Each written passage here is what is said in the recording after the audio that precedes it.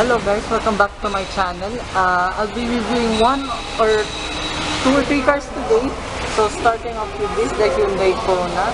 I'm a bit excited to drive this car. So disclaimer, I am using this setup. So sorry if the audio is not as crisp as it should be. So hopefully this goes well. This is just a trial run. So yeah, I'll show you around this Hyundai Kona before we have a drive. So I'm here right now in Hyundai show. This is Miss Ann Cacciola and Sir Leno Del Monte. I want to thank them so much for giving me the opportunity to test drive and walk around their cars. So if you want to contact them, all of their details will be down below.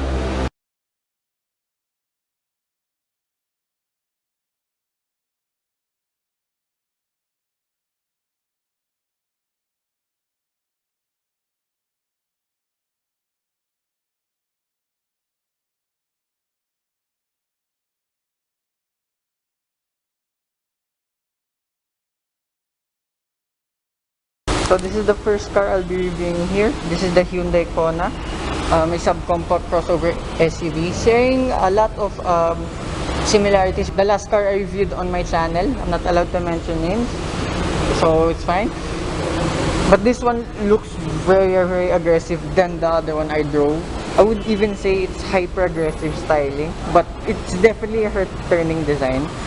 Yes, you have a non-functioning vent here, big grille. The ground clearance is 170 millimeters. You have your fog lights here. Another big vent here, but this one functions. It actually flows air here through the outside of the tire. I am not an aerodynamicist, so I can't explain how the airflow works here. You have a reflector here. Okay, whatever. This is actually your main light here. Then these are your DRLs. And there's a lot of plastic cladding all around. This car can somewhat off-road, so that's a plus too. So yeah, I'll show you inside. So this is the interior of the Hyundai Kona. You have the bottle holders here, switches for your windows, your door locks, your adjustments for the mirrors. Here you have your adjustments for the headlights, the brightness. Traction control, sorry, that's the electronic stability control. A simple looking wheel. Yeah, you have your controls here for your volume, the cruise control. Sorry if this is not focusing because I'm just trialing my cameras. I'll show you. This is for my audio, this Digicam, and this is for the main video, this Fujifilm.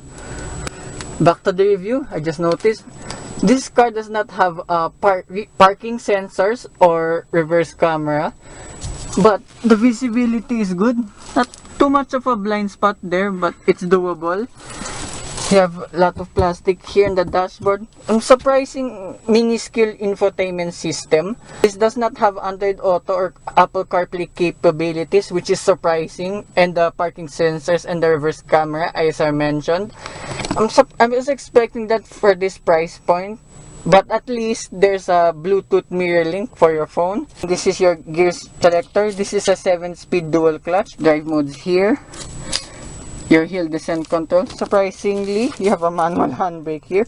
2 cup holders, 2 card holders. My phone fits here just fine in the middle. You have 2 USB ports here, an aux cord and a 12-volt socket. Bottle holders on either door. And your glove box, it's big enough, so that's good. And manual adjustments for all the seats. That was my phone, sorry. You have your sunshade here. Alright, before we go to the back seat. Oh my god! First on the channel. Shoutout Straight Pipes. So here in the back, you have your speakers. There are 6 speakers all around. It's a 4+2 tweeter speaker setup. So here in the back, it's spacious enough. The transmission tunnel is not too big, so it doesn't get in the way too much. You have your central armrest here. I can't open because of plastic. I don't want to rip. This might be someone's car. You have bottle holders on either door as well. Seat pockets here. So in front, that's my seating position. So as I said, enough knee room, even leg room, I can just stretch out. Headroom is also excellent. What else? That's kind of about it. Yeah, let's go to the back. So open the boot space. You have 361 liters of space with the seats up. So here, one cubby space here. The other one does not, but you have a hook here instead.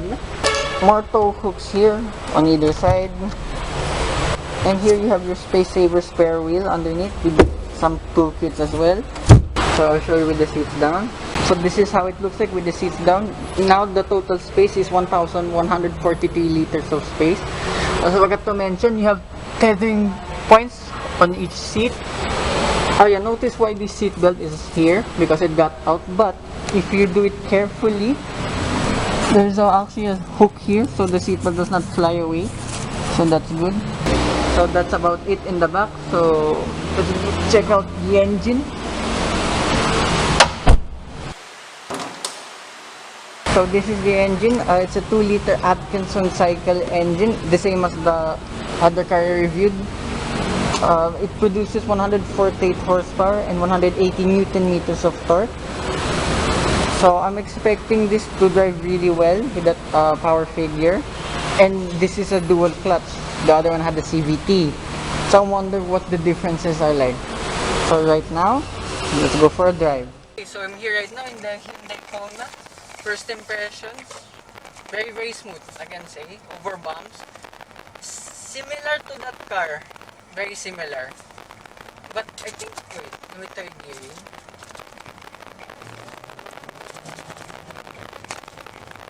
Okay, I can tell this is already a better car because the other one had a CVT, this one's a 7-speed dual clutch. Over bumps, it's fine. Ride is very smooth, brakes are very smooth. As I said in the previous review, this is also a progressive car. And again, there's a lot of similarities with this car and that car.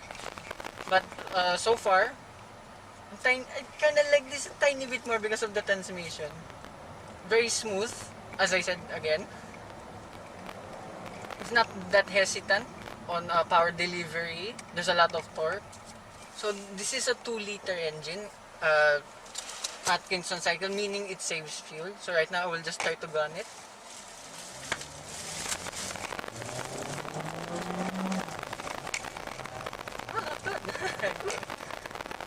So there are 3 modes here: Eco, Normal, and Sport. I am in Normal mode only, because that's probably the mode everyone will use when they buy this car. Steering is very light. It's electronic, but it's not too light, not too heavy. There's enough feel to it, so that's good.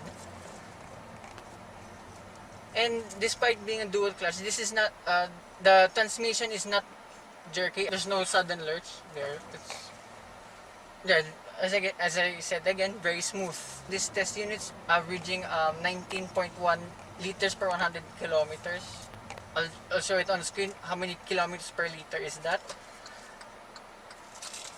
My only complaint, slight complaint only with this car, the lack of features at this price point. But then again, it's a Hyundai, it's fine.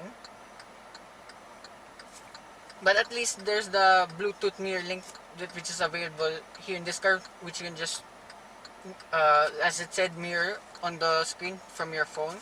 So that's enough, at least. At least there's a screen overall. So out of all the modes, I cannot tell the difference. These seem pretty similar. Sport's just a tiny bit more responsive.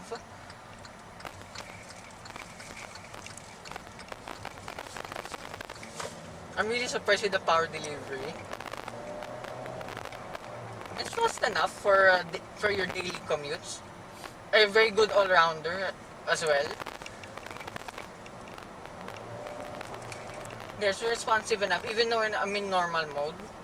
The suspension rides good. You can feel the bumps, but it's not too bad. Minimal body roll, I can say. So it kind of feels a bit sporty as well to the corners. What else to say with this car? So I'll see you back in the showroom. 2 hours later. Okay, I forgot to do my verdict in the middle of, I was in the middle of editing because first time I did the back to back to back review for Hyundai. That was something else. Thank you again, Hyundai Show, for giving me the opportunity. And what do you think about the Hyundai Kona? Smooth and progressive, that's all I can say. Good car, head turning design. That's about it. Good all rounder as well. So I have a lot more car reviews on the way, and with 2 more brands besides Hyundai. So I'm excited for that. And I hope you guys like and subscribe. And I'll see you with more car reviews very, very soon. Bye bye.